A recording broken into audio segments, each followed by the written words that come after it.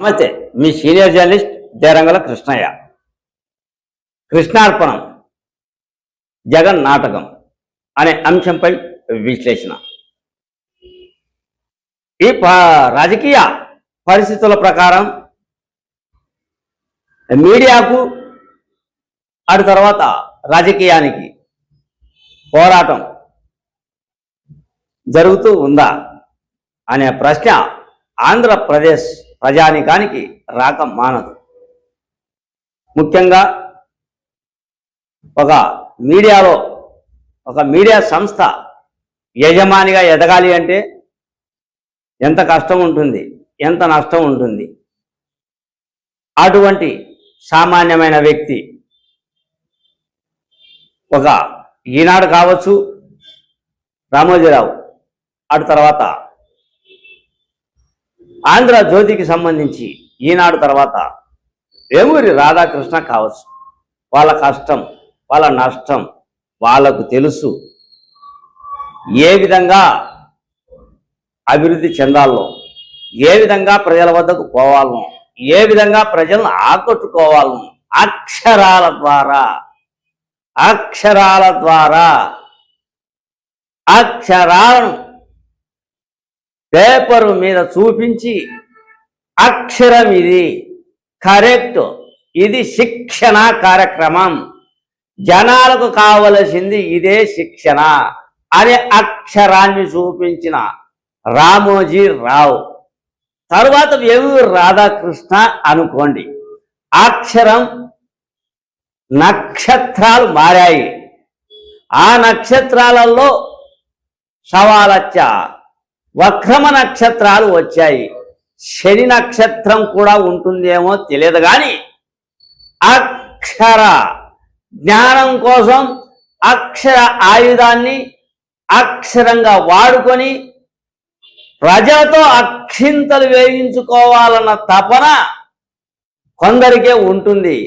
ఆ తపనలో దీంట్లో కూడా స్వార్థం నిస్వార్థం ఉంటుంది. కేవలం పత్రిక నడపడం కాదు, పత్రిక నడపడంలో జనాల ఆకర్షణ ఉండాలి. అక్షర జ్ఞానం ఉంటే చాలదు, ఆ అక్షరాన్ని అందరికీ పంచే జ్ఞానం ఉండాలి. అది అక్షర జ్ఞానం. ఆ అక్షర జ్ఞానం రామోజీరావుకు ఉంది కాబట్టి నేటి వరకు ఈనాడు ప్రజల చెంతకు, ప్రజల వద్దకు సూర్యోదయం ముందే వెళ్తూ ఉంది. తరువాత రామోజీరావును చూశాడేమో, తెలుసుకున్నాడేమో, కానీ అష్ట కష్టాలు పడ్డాడు వేమూరి రాధాకృష్ణ. ఇటువంటి కష్టాలు కాదు. పడ్డాడు, లేచాడు, నిల్చున్నాడు, నిలబడుతూ ఉన్నాడు. రాజకీయ పోరాటం కాదు ఇది. అక్షరం గమనించాలి. మెయిన్ నేను రామోజీరావును పొగడం కానీ, రాధాకృష్ణను పొగడడం కానీ, నిజాలు నిజాలు నిజాలు చెప్పేదే పత్రిక, నిజాలు చెప్పేదే ఛానల్. ఆ నిజాలు ఉన్నాయి కాబట్టే జనాలలోకి వెళ్తున్నాయి ఈనాడు, ఆంధ్రజ్యోతి. మధ్యలో పుట్టుక వచ్చాయి అక్షరాలను నాశనం చేసే శని నక్షత్రాలు అనేది నా కోణం. అది ఎవరైనా నన్ను తప్పులు పట్టుకోవచ్చు, నన్ను ఎవరైనా చేసుకోవచ్చు. కానీ ఇప్పుడు రాజకీయ దుశ్చర్యలు, రాజకీయ పరిస్థితులు, రాజకీయ కోణంలో చూసుకుంటే అక్షరానికి మనం దక్షిణ తీర్చుకోవాల్సిన అవసరం లేదా? ఆ దక్షిణ తీర్చుకుంటున్నాడు రామోజీరావు, ఆ దక్షిణ తీర్చుకునే ప్రయత్నం చేస్తున్నాడు వేమూరి రాధాకృష్ణ. మరి మీడియాలో ఎంతమంది అక్షరానికి దక్షిణ తీర్చుకుంటూ ఉన్నారు ఒక్కసారి ఆలోచన చేయండి. ఈ పరిస్థితి అసలు ఒక యజమాని, అసలు పేపర్ పెట్టడానికి అర్హత ఒక యజమానికి ఏ విధంగా ఉంటుంది అది జనానికి తెలుసు. డబ్బులు కోటానుకోట్లు సంపాదిస్తే సరిపోతుందా? కోటానుకోట్లు సంపాదించి కసి తీర్చుకోవాలి అని పత్రికల మీద పేపర్ చేస్తే సరిపోతుందా? ఒకసారి ఆలోచన చేయండి. కసి తీరా పెట్టిన పేపర్, ఆ కసిలో ఈ పేపర్ వచ్చింది, కసి తీర్చుకునే పేపర్ వచ్చింది. అది కాదు మనకు కావాల్సింది. ఆయన కూడా ఒక పేపరు ఎండి, పేపర్ను నడుపుతున్న భార్యాభర్తలు. అటువంటి వాళ్ళు ఒక కోణంలో ఆలోచన చేస్తే అక్షరానికి నిదర్శనం, అక్షరాన్ని నిరూపించే ప్రదర్శనం ఒక పత్రిక. అటువంటి ప్రదర్శన చూసేది, అక్షర ప్రదర్శన చూసేది ప్రజానికం. అటువంటి ప్రజానికాన్ని మీరు మెప్పొందించుకోవాలి కానీ విపరీతమైన ధోరణిలో మీరు వెళ్ళడం సబబు కాదు. నేటి సమాజానికి ఇది మంచితనం కాదు. ఓపిక పట్టాడు, ఓపిక చూశాడు.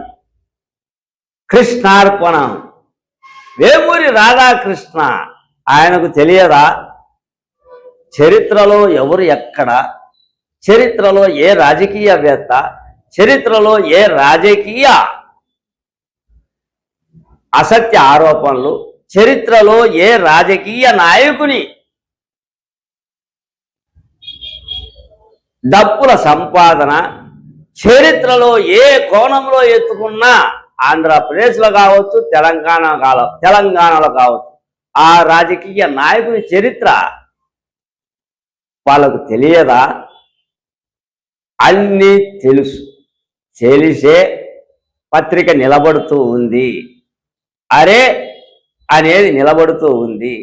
అరే రాధాకృష్ణ అనేది ఉంది కాబట్టి రాధాకృష్ణ నిలబడినాడు. ఈరోజు చరిత్ర తెలుసు. ఇదంతా ఈ సోది నేను ఎందుకు చెప్తూ ఉన్నాను అంటే, జగన్ నాటకానికి కృష్ణార్పణం.